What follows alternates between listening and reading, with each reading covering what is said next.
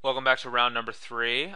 We are on the draw. We lost the die roll, and our opponent has kept seven. We have five lands, Caryatid Courser.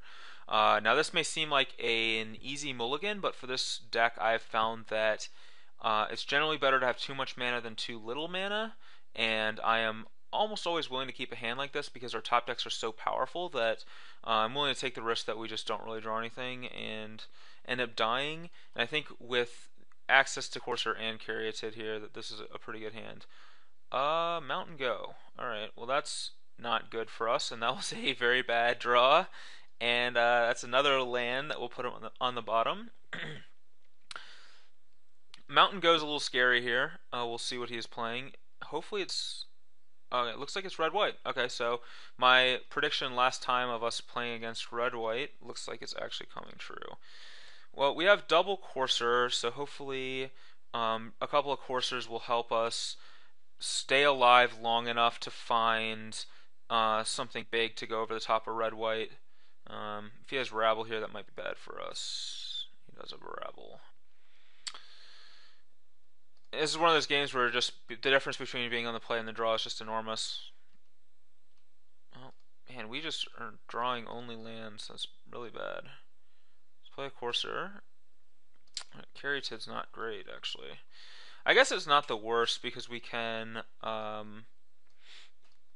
next turn what we can do is we can play Courser into Caryatid, but then we're just really just relying entirely on the top of our deck being good. If he has like a Chain to the Rocks here, that's really bad for us. We're really looking to capitalize by finding a Hornet Queen before this Rabble Master kills us. Alright, Valor's stance is equally pretty bad. We're going to take 6 here down to 15. Now I think that red-white's one of the best matchups for this deck, but sometimes this happens. I mean, we're still like in the game, but it's not so great for us right now. Alright, so we'll go Courser first. Another Mana Dork. Not what we want.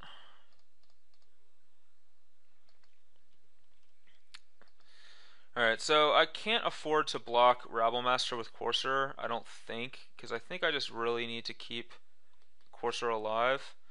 But I might be wrong about that. We'll see what he does, though, here. He might... if he kills my Courser, I think I just lose the game on the spot.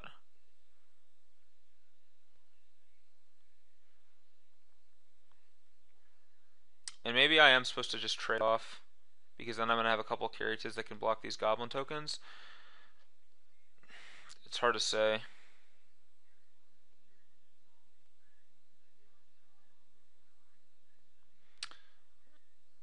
One thing for sure is this game is not going very well. Chandra. Alright, well that's bad. Guess it doesn't matter as we won't be able to block.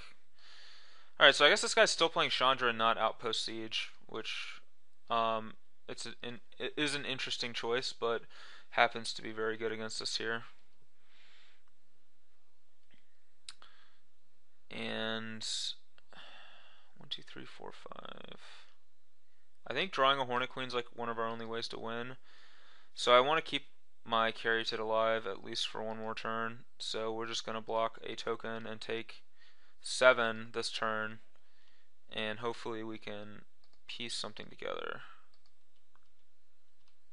Frontier Siege. Nope, that's really bad. Alright, well, we're drawing another brick next turn, which means we're probably unable to possibly win this game. Attacking the Chandra just doesn't do anything. We need all our guys back to block it, because if he just shoots our Elvish Mystic, we want to still be able to block with Courser.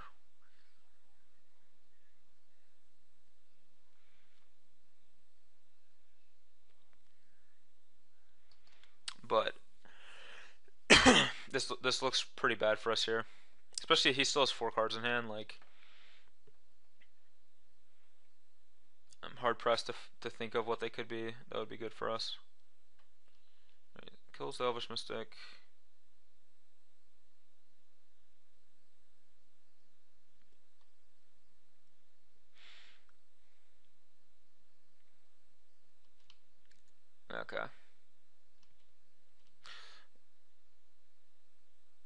I'm just going to go ahead and concede.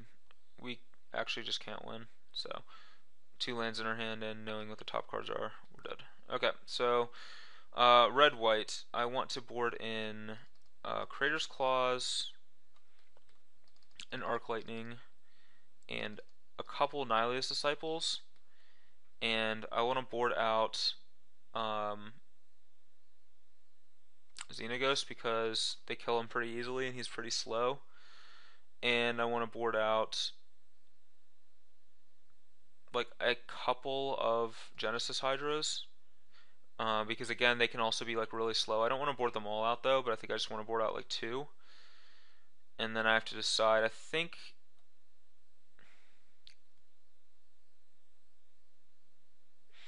being on the play, I'm okay with just having 1 Nihilist Disciple because he might board into a really slow controlling deck, being on the draw. But I think when I'm on the draw, I think I want more Nihilist Disciples.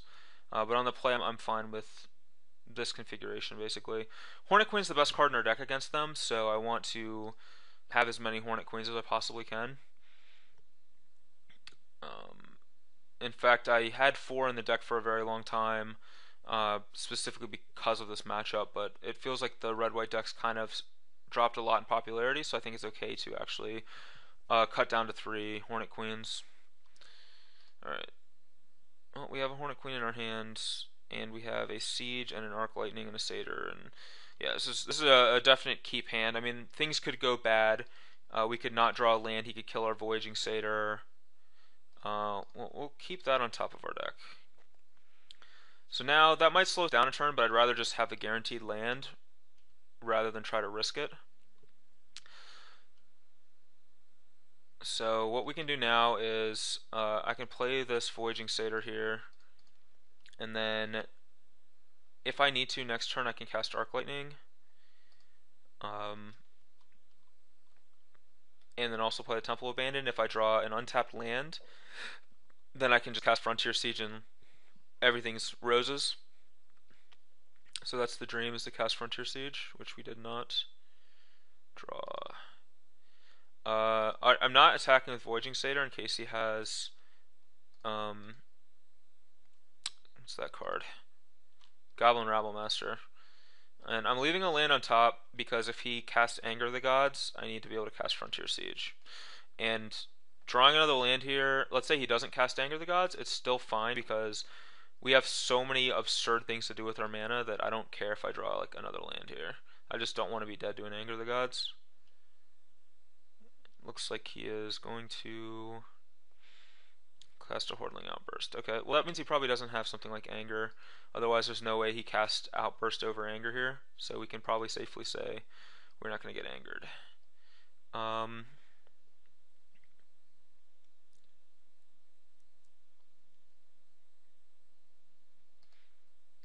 I think we can fetch here and play Frontier Siege.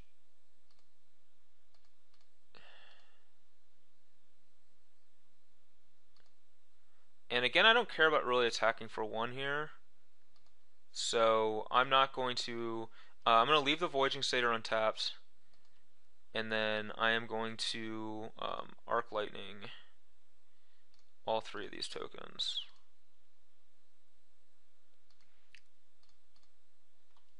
And now I'm set up next turn to cast this Hornet Queen or this Whisperwood Elemental, depending on what he does. But I do want to leave this guy back for Rabble protection.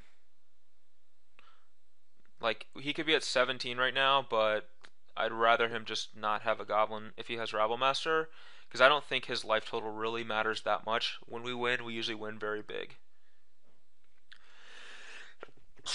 Excuse me. Alright, so he's just passing the turn here, and I think that means Hushwing Gryph. So, I am not going to cast Hornet Queen.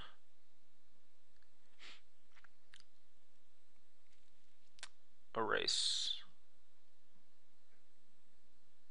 Interesting. And he waited until we got the mana from it. That's really interesting.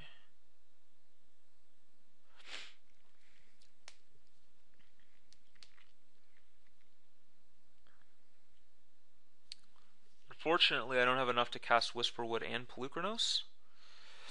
I think I'm going to lead with Whisperwood in case he has... Well... Yeah, I think I lead with Whisperwood in case he has Valorous Stance, because I think Pelucranos is actually a more important threat. And now here, I'm actually content to...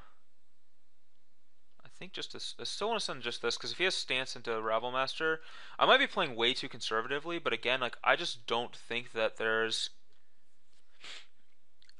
any reason to play, like, hyper aggressively here. Okay, and he didn't cast... he did not cast a... Oh, what is that card called? Hushwing Griff, which bodes well for Hornet Queen. So, we'll see what he does. He has something like a... Okay, Outpost Siege is all he's doing? Okay, sure. And he chose cons. Well, I want to get this Hornet Queen out here for sure.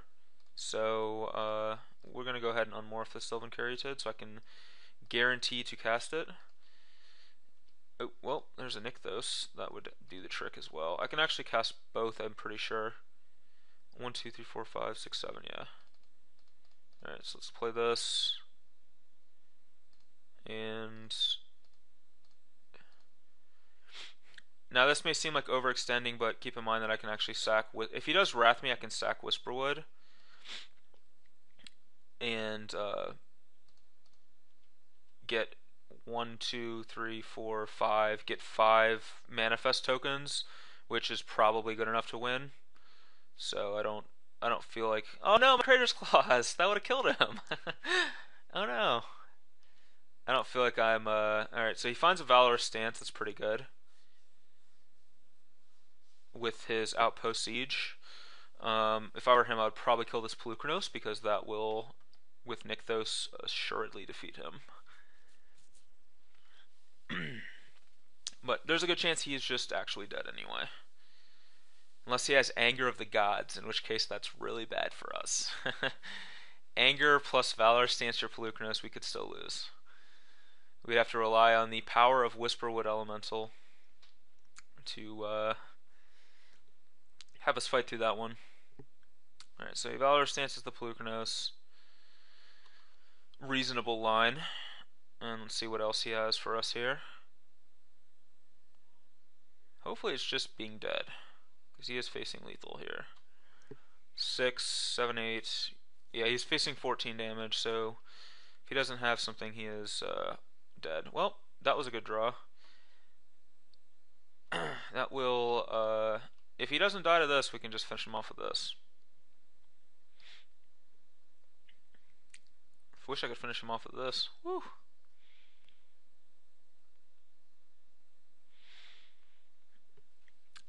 And probably like a Lightning Strike for Hornet Queen or something. Another Valorous Stance maybe. Okay, Lightning Strike Hornet Queen. That's fine, that means he's still just dead to Arc Lightning. Normally I would like not want to show him the Arc Lightning, but we already played one this game, so he knows we have it in our deck. So we'll just give him the Arc. Alright, so now we're back to the sideboarding thing again, and it definitely felt like he sided into a much slower deck against us, and he also has a Race, which makes me want to cut Frontier Siege. So I think we're actually going to cut a Frontier Siege. And now that makes me not want these. So now I want to kind of bring in, well, that makes me want Xenaghost more without Frontier Siege and Nihilia's Disciple. And maybe we don't want Genesis Hydra.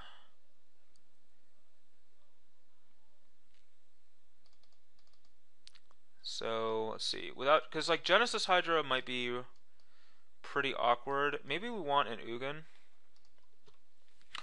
Trying to think what to do. Like I don't want to rely on Frontier Siege and get wrecked by a Race, and it seemed like he sided into maybe a much slower deck against us. So I kind of want, like, I want the Xenagoses to provide us with some mana and also some threats that can block and deal with things like Hordling Outburst or Rabble. I want the Disciples to gain life, and I want the Queens to go over the top. And now I have to decide, like, do I want like an Ugin? Like, if he has Chain to the Rocks, or he has Outpost Siege and Chain to the Rocks, so this could be good against him. And if we're cutting our own out sieges, maybe Ugin gets better. But I really don't think Ugin's the answer against this deck. I do like Genesis Hydra sometimes. Like, it's very good when you're basically even or ahead, but I don't think that it's what we want here. Our Xenagos pluses get a lot more awkward without it, but all right, we'll run this. All right, well, this is a keep. It's a very slow hand, but we're probably not going to die to anything super fast because we have two removal spells, and we have Hornet Queen, which is our best card in the matchup. So we're like a mana dork away from this being a good hand.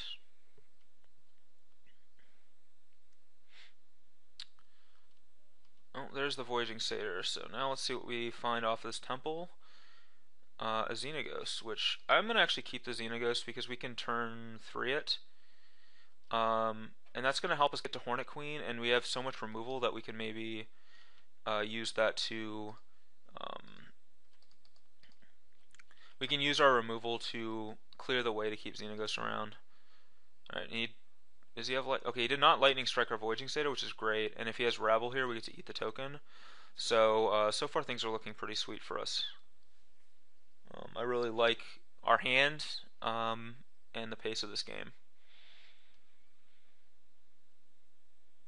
Let's see what this is here. Yeah, so this is just a Rabble. And we just get to snap off a block. And Polukranos is our draw.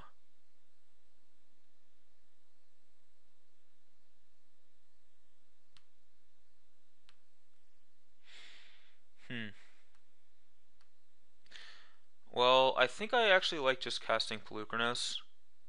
Well, yeah. Or maybe it's Xenagos. He definitely doesn't have a Lightning Strike, or he would have... Yeah, I like casting Xenagos because next turn we can cast Polukranos and Crater's Claw's Goblin Rabblemaster. So here we can just make a Satyr and play defense. And this kind of forces his hand a little bit because he has to kill our Satyr to kill our Xenagos. And if he like uses a Stoke the Flames to do that or something, I'm like pretty much okay. I'm pretty okay with that. If he has Chandra, that's kind of awkward. But oh well. And if he just goes to combat and just attacks, then I'm actually really happy with that too. Like, I'd snap off a trade on the Satyr for his Rabblemaster, or I would snap off a block like this too. If we get to keep the Xenagos in play, then that's great for us because we can generate some mana with it if we need to.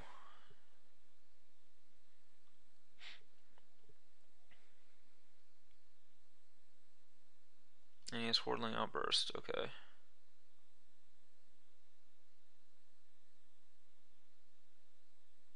Might have Stoke here. Okay, he's gonna Stoke. It's really weird the way he sequenced this.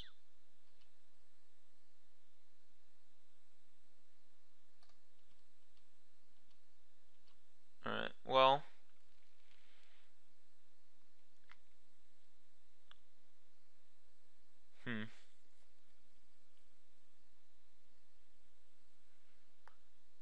I kind of feel like almost obligated to Arc Lightning this turn. What I could do is play Polukranos and then Crater's Claws the Rabblemaster. But that leaves me vulnerable to like a dragon. I mean, I guess I have Hornet Queen. Like, I think I'm playing too scared if I do that. I think I just have to go for Polukranos plus Claws.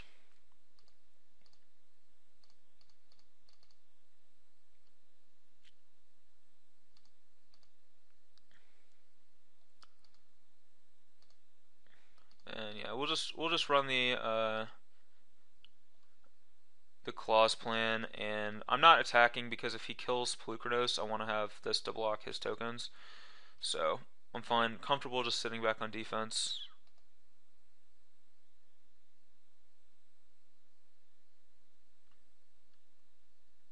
Now if I draw a land next turn, I think I can cast Hornet Queen. Is this a dragon? It is a dragon, so that's awkward. Although maybe I can. It's possible that Monstrous for 1 plus Arc Lightning could happen at some point this game. So this isn't probably not the end of the world as we know it. Hopefully not the end of the world as we know it. We also have this Hornet Queen too, which is pretty good at mopping that stuff up. Ooh, second Arc Lightning. And we only have the mana to cast one of them. 4, 6.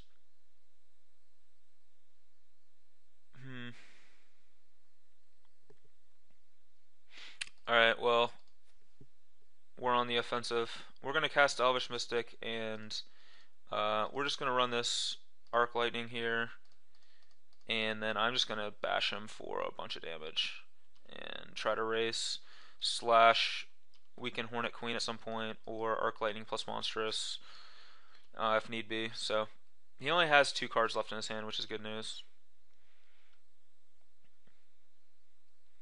And I don't think that he has something like End Hostilities based on the way he played this game. Like he has Outburst and Rabble and Dragon. Yeah, I just don't see something like Hostilities being a thing.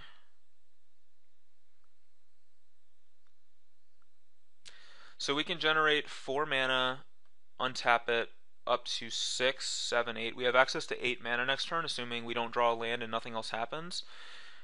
Which means we can Monstrous for 2 and Arc Lightning, or we can.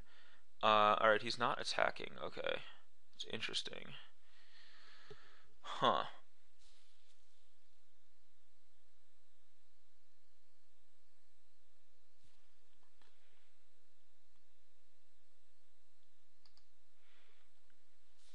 Well, that makes me want to just attack.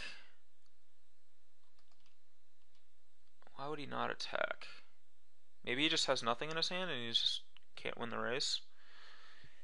Or he's just sitting back and ready to Monstrous. I think I send with just Pelucranos here and then just play Hornet Queen and just keep things conservative.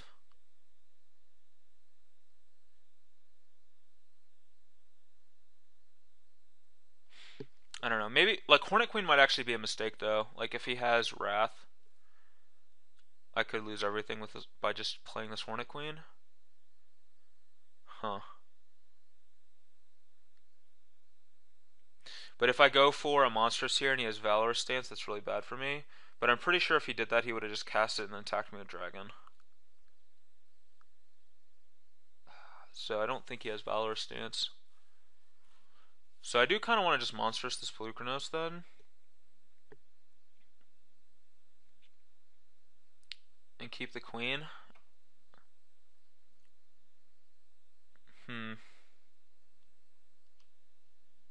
Alright, I'm just going to play the Hornet Queen. There's probably a correct play, and this probably isn't it. But I'm running it.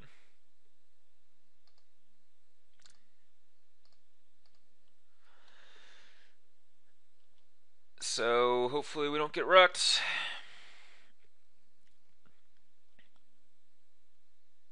If he doesn't have anything, he's just definitely dead. This is just by far a lethal board.